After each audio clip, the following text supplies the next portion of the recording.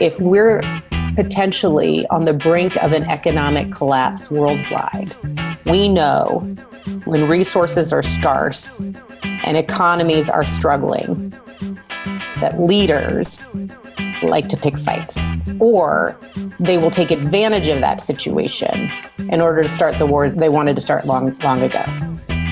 That's the voice of Rahna Epting, Executive Director of MoveOn. She's today's guest on Press the Button, a Plowshares Fund podcast dedicated to nuclear policy and national security. But first, here are your co-hosts, Joe Cirincione and Michelle Dover. Welcome back to Press the Button. We are now in Season 2. This is our second episode of that new season. That's right. We celebrated our podiversary last week, and we were so happy to see all of the tweets and emails from interview guests, listeners, organizations that we've worked with. All of you have helped make Press the Button what it is, and we want to say thank you. Thank you for listening. Thank you for sharing the show with your friends, for rating us, and for staying in touch with us to let us know what you think. We are deeply grateful. Okay, now about today's show. What have you got in the news segment? Early warning, Michelle. Early warning focuses on the recent South Korean elections and what their result means for the future of the Korean Peninsula. We're also looking at the latest news that's coming out around the new ICBM. As you know, Joe, the Pentagon decided that they would move forward with no competition around the contract. And so now Northrop Grumman is the only one making a bid. So it looks like they are going to front load the contracts, and we're examining why. When people say our procurement process is broken, this is what they mean. And then after the news, Michelle and I have an interview with Rahna Epting. She's the executive director for MoveOn.org. MoveOn is the largest progressive advocacy group in the nation, with millions of members across the country. Rahna shares with us her personal story, her assessment of the administration's response to the pandemic, and how MoveOn is organizing during this crisis. We talk about strategy and about how national security issues fit in with MoveOn's focus on domestic priorities.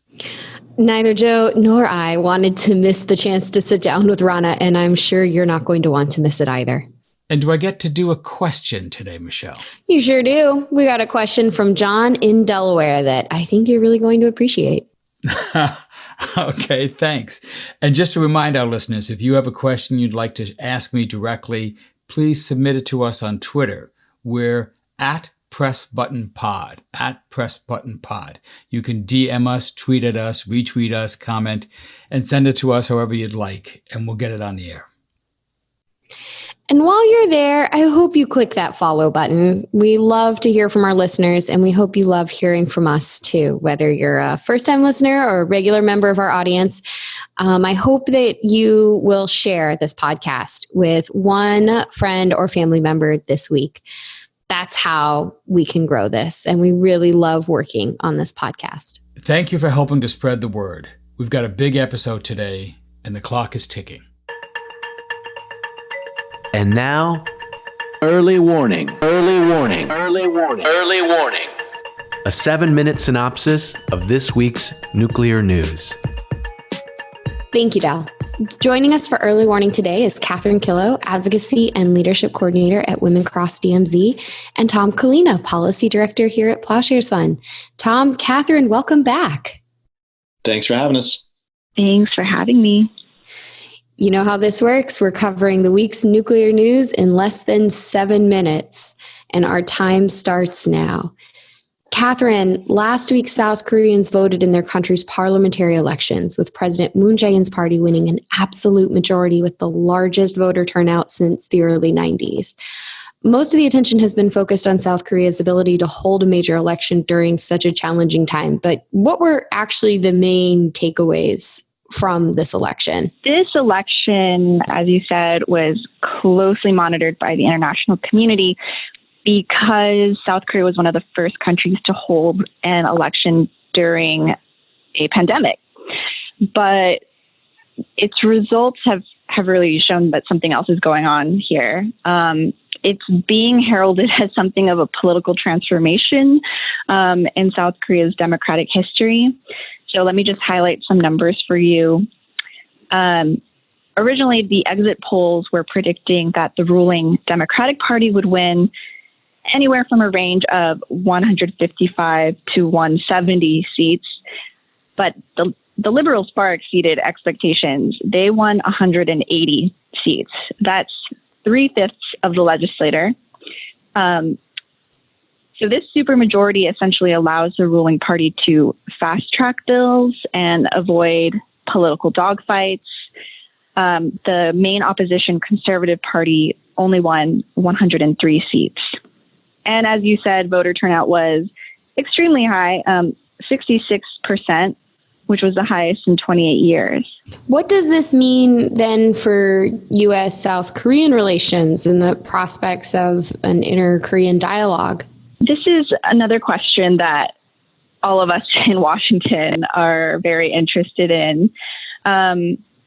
These elections are typically seen as a referendum on the president's performance, in this case, President Moon Jae-in. I wouldn't go so far as to claim that Moon's inter-Korean policy was a major factor here in his victories, but it certainly didn't hinder the ruling party's success. I imagine what we'll see is the Moon administration pursuing engagement with North Korea with a lot more confidence. And as it is President Moon's last hurrah, because South Korean presidents hold one 5-year term, we could see him make some pretty bold moves. What I'm really interested in, and I haven't seen this talked about widely yet, is what it means for the U.S.-South Korea relationship under a Biden Democratic administration, because the politics are so strange on this issue, where we've actually seen Biden and Democrats in the U.S. get to the right of Trump on this issue and are a bit more resistant to the South Korean progressives' engagement efforts with North Korea. Thanks, Catherine. It's something we'll continue watching. Tom, last week, the U.S. Air Force official in charge of acquisition said that it is possible the branch may award the contract to replace the ICBM earlier than currently projected. And as we've discussed before, what's unusual about this project is that Northrop Grumman is the sole bidder for the $85 billion program after Boeing dropped out last year. What happens if it gets awarded early, and why would they move forward on an accelerated timeline now? Thanks, Michelle. I think we need to rethink our national security assumptions in the wake of COVID-19 across the board. And the top of the list for me is U.S. nuclear policy.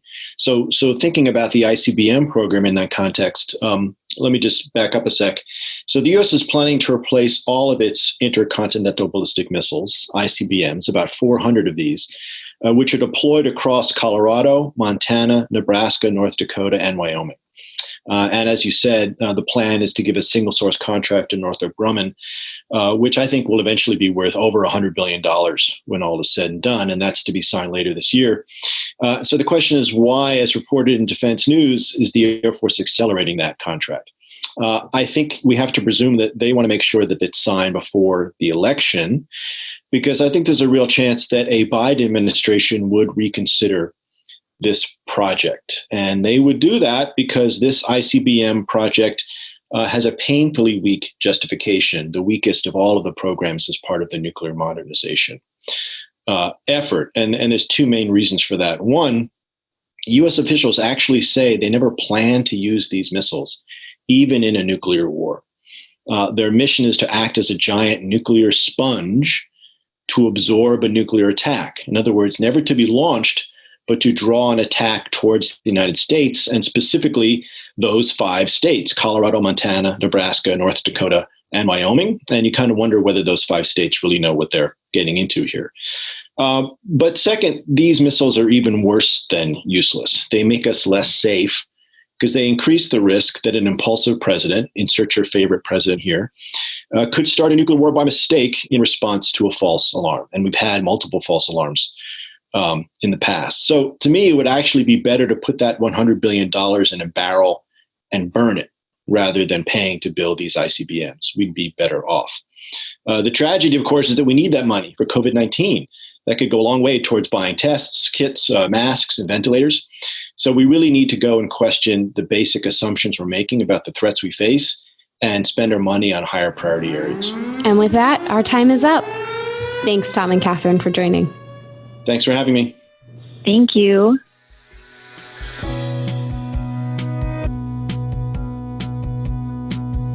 We are here with Rahna Epting. She's the executive director of MoveOn, which works to advance progressive policies and social change. MoveOn has been part of game-changing victories over the past 20 years that have prioritized peace and diplomacy over war, including recently organizing national rapid response protests in January to prevent a war with Iran. Rahna, thank you so much for joining us. Thank you so much for having me. I want to get right into this with you. MoveOn has faced many challenges over the years, but I'm not sure that anything compares to what we're facing now with this pandemic. How are you? How is MoveOn responding to the current crisis? What do you see as the big issues you have to face? And how are you organizing differently in these new conditions? I am not sure our country or our world has faced a crisis of this proportion in our generation, at least. And so at MoveOn, we are responding with fierce urgency and a deep sense of responsibility to so many that are directly impacted by this crisis in so many different ways. When the pandemic became real for the United States, I think that was maybe 3 or 4 weeks ago, where social distancing started becoming imposed in different communities and states. The people of this country were really waking up and recognizing the profound moment we were in as our lives started to change. And MoveOn quickly pivoted. We quickly pivoted our operations to focus on what we all rightfully saw as a crisis at hand for this country and the globe. And noting this is an unprecedented and scary moment for all of us, but having faith, rooted in that faith, our North Star has been to figure out how MoveOn can play its part to save lives and livelihoods in this moment. So we are millions of members all across this country that have a history of taking action to change the trajectory of our state and federal government. And we also have a history of taking care of one another. So in the crisis around the hurricane in New Orleans, MoveOn members helped open their homes to people that had lost theirs in a moment of crisis. And so we have millions of people right now that are starting to engage in the organization in creative ways, whether that's running their own campaigns to demand rent freezes in their states or localities, or whether that is running campaigns and pushing the federal government and our president to demand that he uses the full extent of the Defense Production Act to provide personal protective equipment to essential workers. So we are seeing a ton of energy in this moment, and our main posture is how do we do right by all the people that are coming to MoveOn and want to use our tools and want to leverage our power for the greater good in this moment and for our country. MoveOn.org started as an online movement. Are you finding that in a nation that is sheltering in place, that these digital organizing tools serve you well? Have you done anything differently? How is this crisis affecting the way you organize? Yeah, I will say we are positioned relatively well to support folks in this moment and to drive campaigns because of what you said, Joe, because we are traditionally a digital organizing apparatus. So we reach people through email, through text messages, through peer-to-peer texting, through social media on Twitter, TikTok, Facebook, you name it. And that has been incredibly powerful for us to be able to have two-way communication with folks. So folks that want to drive their own campaigns, we can do some listening around what are the issues that people really are intense about. And then how do we use our tools to organize and mobilize around them? But I will say the one thing that the entire movement is hamstrung on is mobilizing people physically to take action. So those rapid response actions we helped set up in January to push back against the White House attempts to escalate tensions with Iran, that's no longer in our wheelhouse at this moment, because we really want to prioritize the safety and protection of people, and we are respecting and believe in the social distancing practices that this country has implemented.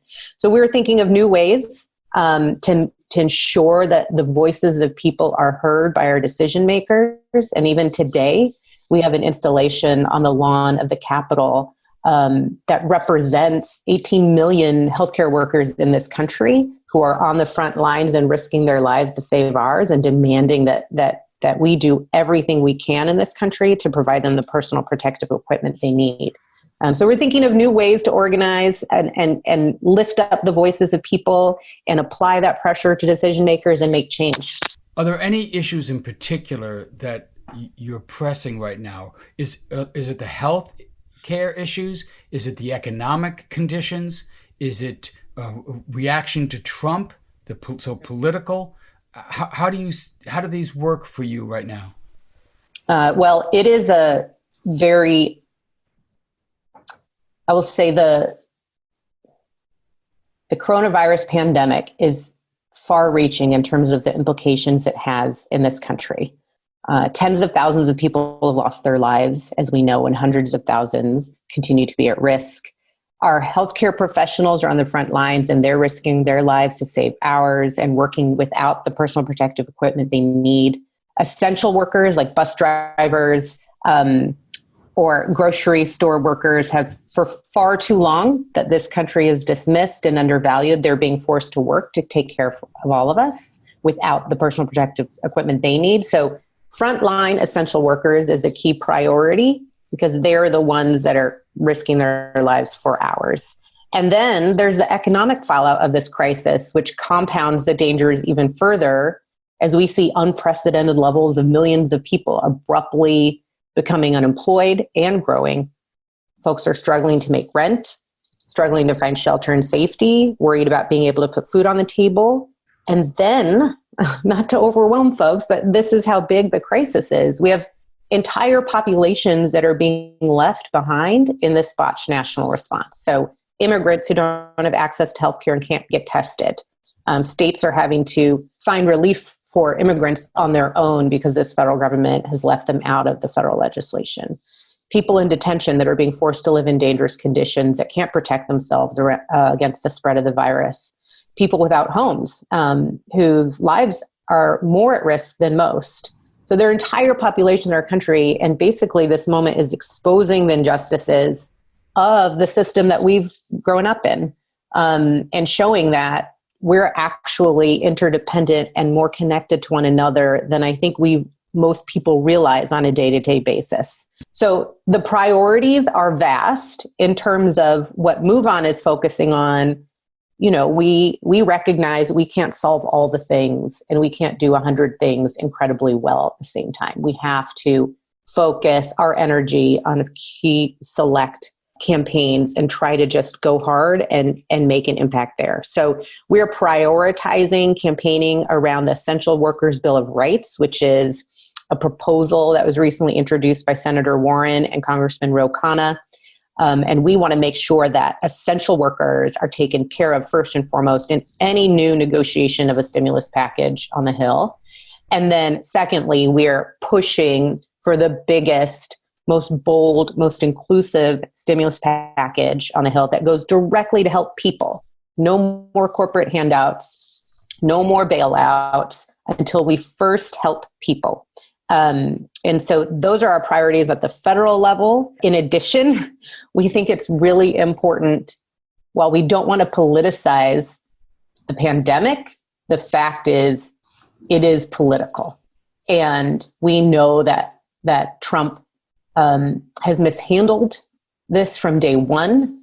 This did not need to be as life-threatening in this country as it's ended up being. This did not need to end and be all-encompassing.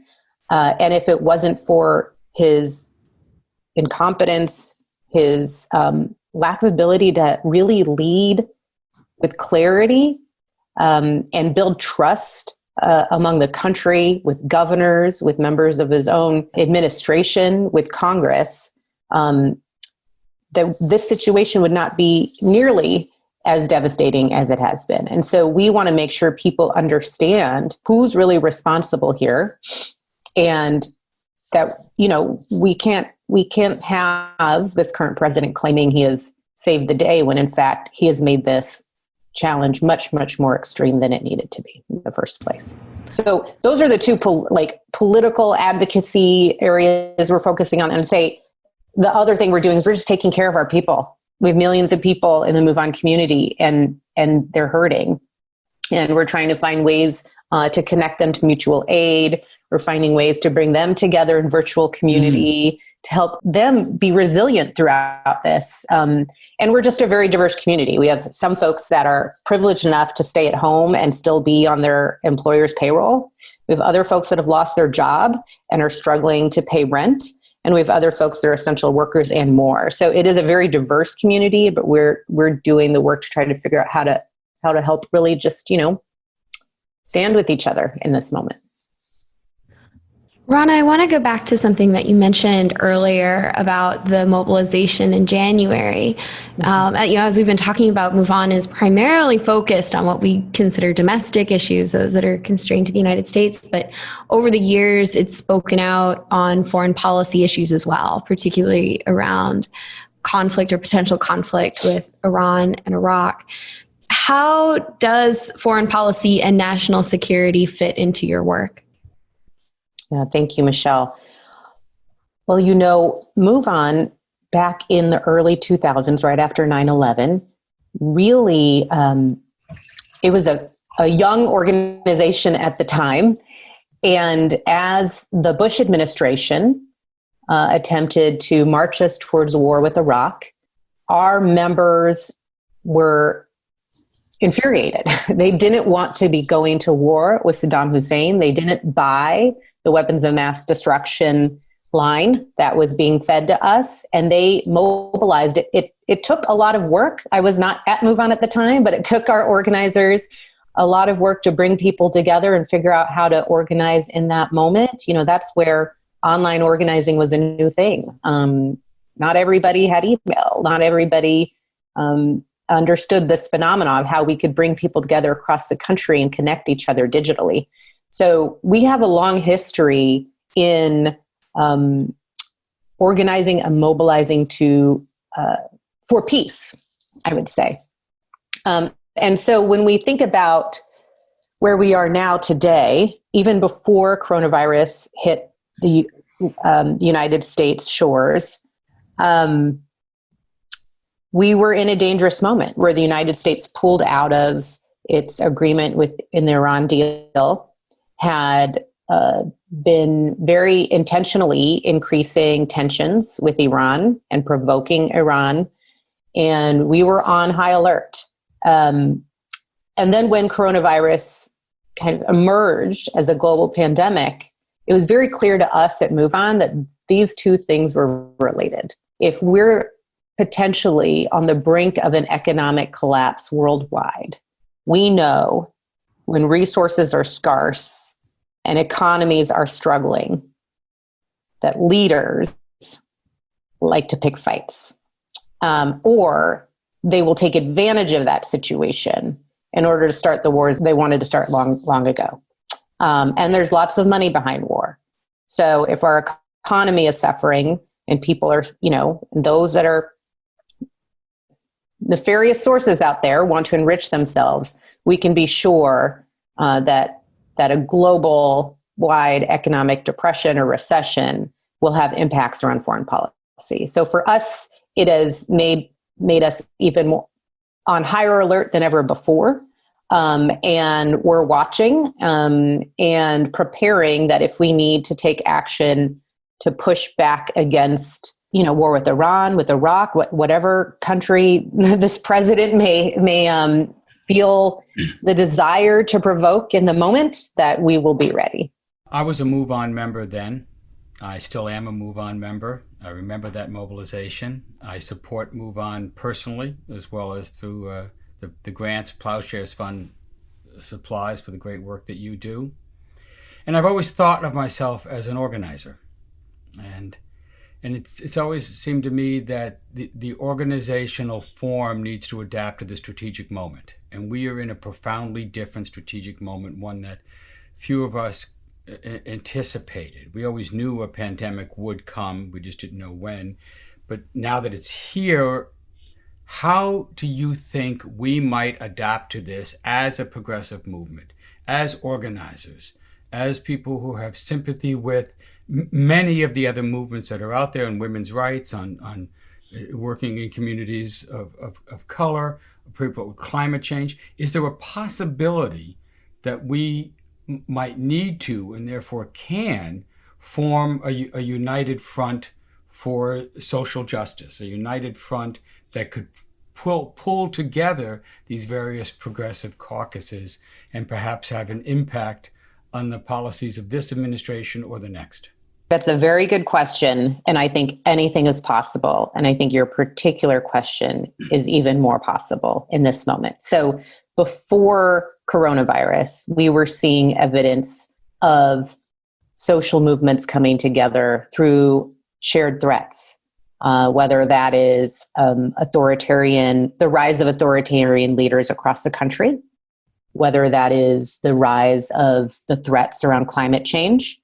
But we were seeing movements starting to knit themselves together and recognize their shared struggle. And coronavirus has been a moment that has exposed, as I said before, exposed the injustices of our current economic system. It's exposed the fact that it's dangerous for all of us if we don't have universal health care. It's dangerous for me if you're not covered and you don't have access to health care. Right. It exposes the fact that it's a danger to all of us if people don't have shelter.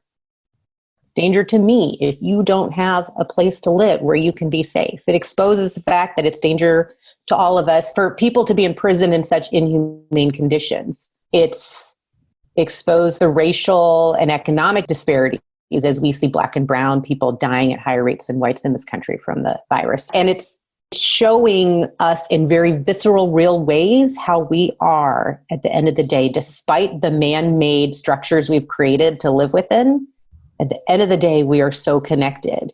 And it's not just dangerous for all of us not to take care of one another. It's just plain wrong. And I think through this crisis that none of us want to be in, there is incredible opportunity for us to awaken and recognize the interconnections of all of this. And so what you'll see folks fighting for in terms of how do we answer the call for the moment we're in is that this moment is telling us we need Medicare for all.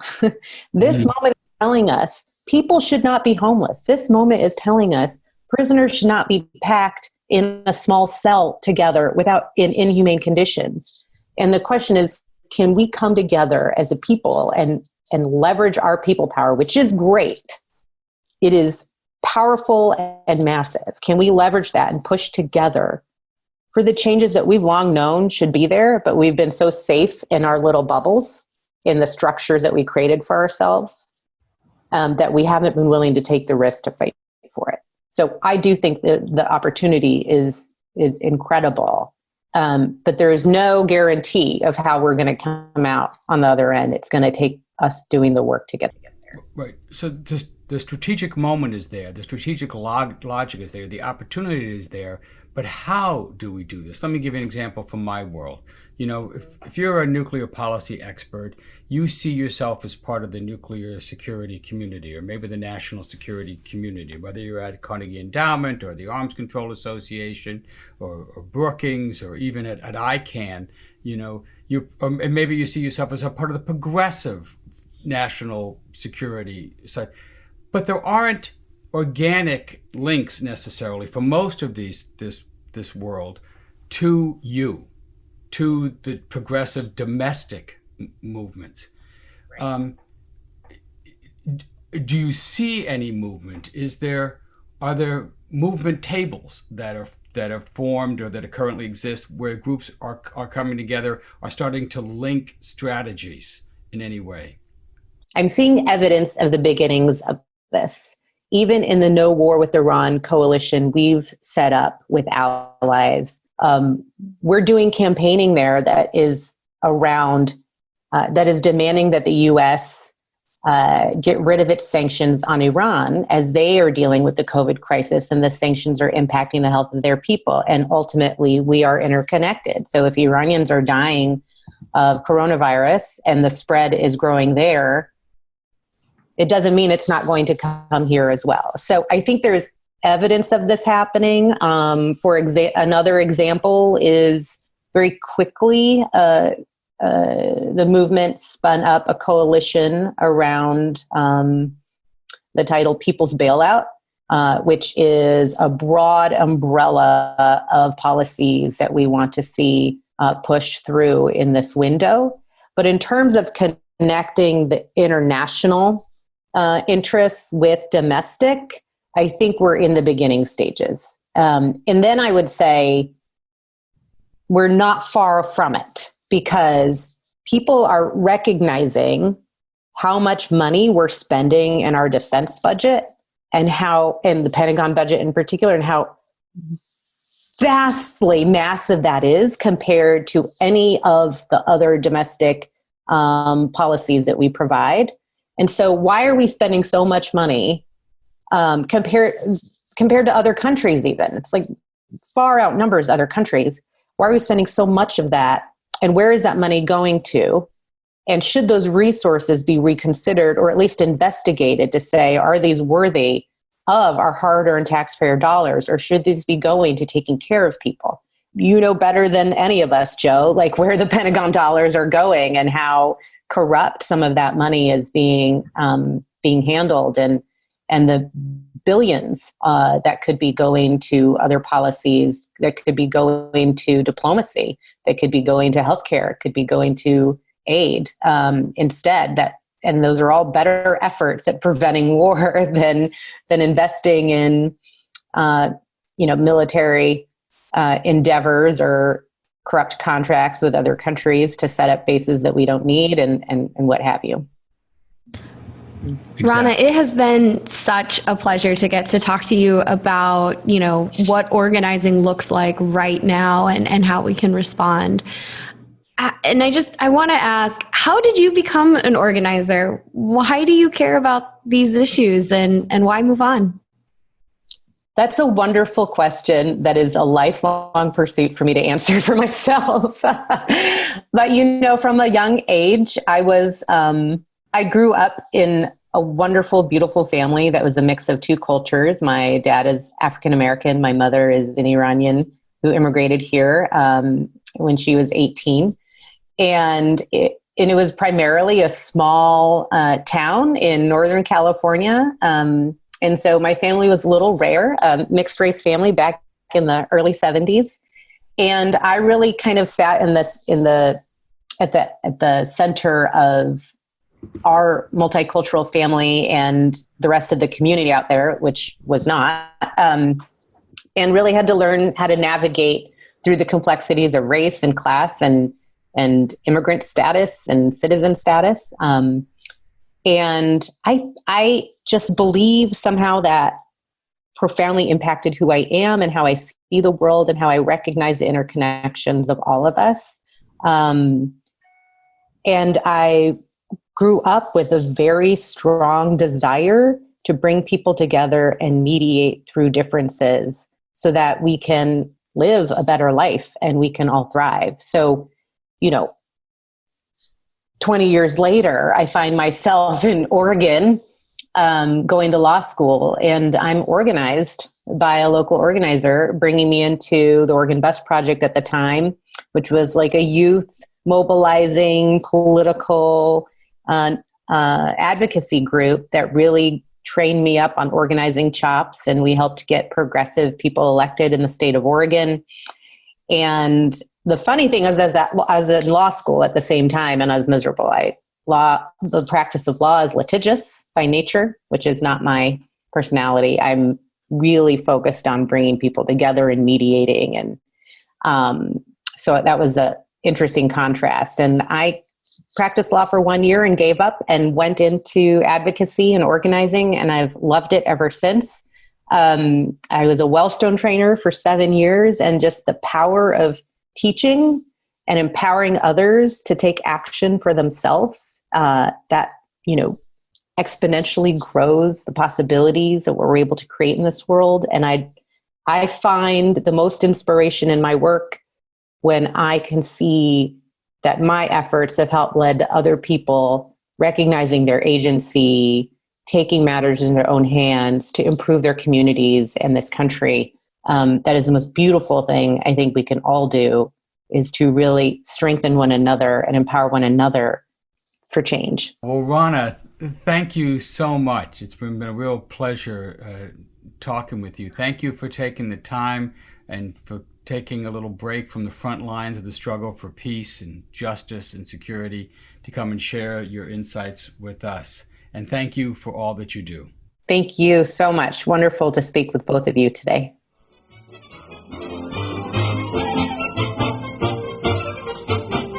Letters, we get letters, we get stacks and stacks of letters.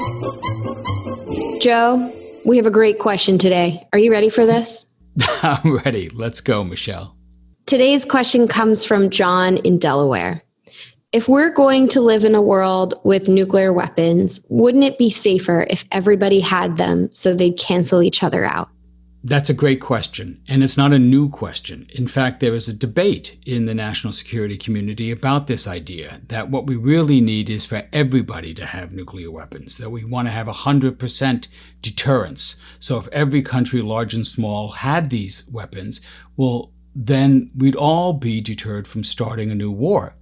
In fact, was a famous theorist, Kenneth Waltz, who wrote a book about this. And one of the most used books in a lot of college courses on nuclear policy is the debate between Ken Waltz and Scott Sagan over exactly this theory. I come down decidedly on the Scott Sagan side of this, or you might say the John F. Kennedy side of this. Kennedy warned long ago that we should imagine a world where everyone had nuclear weapons. Countries large and small, stable and unstable, and what a dangerous world that would be. That would mean, he said, that every conflict would suddenly become a global conflict because it would risk involving the great powers who would try to intervene in this conflict so that it didn't go nuclear. Well, that is a much more dangerous world than the one we have now. And just think about it. Nuclear weapons are a scale of destruction unlike any other weapon we've ever invented. So if you miscalculate in your national strategy and you end up stumbling into a war, that war could be terrible. It could result in the deaths of tens of thousands, even millions of people. But on the scale of the Earth, it's a fairly limited conflict. Nuclear weapons have the potential to destroy everyone on Earth, to destroy human civilization on Earth. So if your deterrent policy fails, if you're wrong about this strategy, well, then you risk destroying everything. There's no recovery from this mistake. And that's why, well, Kennedy's the most famous one, but many people have warned about the danger of miscalculation, accident, or madness. That however perfect you think your international security theory is, it could fail for those reasons. That's why Ronald Reagan, for example, said we had to abolish nuclear weapons from the face of the earth, that no one could win a nuclear war, so we must never fight one. So no, I don't believe nuclear weapons are the ultimate security. They are our ultimate threat. We will never be fully safe until we fully eliminate nuclear weapons. Another week, another question. Thanks, Joe. Thank you, Michelle.